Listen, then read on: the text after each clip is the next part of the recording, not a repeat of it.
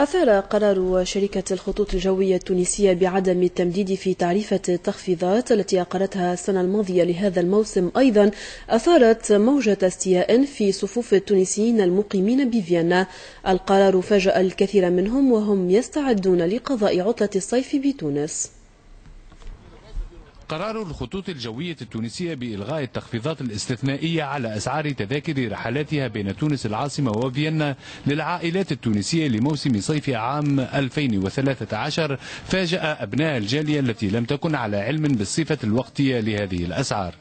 الجالية التونسية في النمسا طالبت في عرائض موقعة من الإدارة المركزية للخطوط الجوية التونسية بالعدول عن هذا القرار بالنظر لما يسببه من أعباء مالية إضافية على كاهل العائلات التونسية المغتربة، وهو يضعه حسب البعض بين مطرقة ارتفاع الأسعار وسندان الحنين إلى الأهل والوطن. هو في الحقيقة تخفيض العائلي هذا توجد 2011 و2012، ليش السنة هذه 2013 ترفع التخفيض العائلي؟ احنا نحبوا نربطوا معناتها أطفالنا بتونس، نحبوا نرفعوا من اقتصاد تونس. احنا التوانسة كي نهبطوا من اثنين نبداو نقضيو، ما نكملوش 10 ايام ندفعوا في 2 ملايين 3 ملايين 4 ملايين، ما فكروا زاد في اقتصاد تونس، فكروا في العباد اللي قاعده في الحوانت وفي اللي يبيعوا في الحواته في الجزاره في الحماله في الكل، هذوك زاد عندهم حق يعيشوا، هذوك مش شكون يعيشوا من التوريست اللي هبط في يده 150 اورو.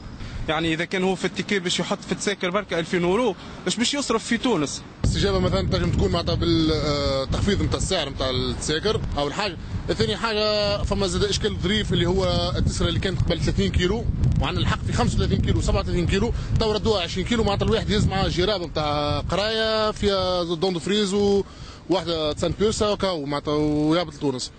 مكتب الخطوط التونسية في فيينا برر هذا القرار بجملة من الأسباب، من أبرزها أن العرض العائلي السابق أملته الظروف الاستثنائية التي عاشتها البلاد عام 2011، إضافة إلى أن ارتفاع أسعار المحروقات ورسوم الطيران ومواكبة تونس لتحديثات المنظومة العالمية للطيران كانت كلها وراء الإجراءات المستجدة في الخطوط التونسية. لكن مديرة الخطوط التونسية في فيينا تركت الباب مفتوحا أمام إمكانية التوصل إلى حل يرضي الطرفين في وقت قريب. الخطوط التونسية إن شاء الله باش تتفاعل للمطلب نتاع الجالية، والإدارة المركزية قاعدة تدرس في حل إن شاء الله فيه استجابة نوعية للمطلب نتاع الجالية. بين ضرورة رفع أسعار التذاكر وحاجة التونسيين في الخارج لزيارة الأهل والأقارب، تعمل الجالية التونسية بالنمسا في التوصل إلى قرار يستجيب لتطلعاتها ويديم التواصل مع الوطن الأم.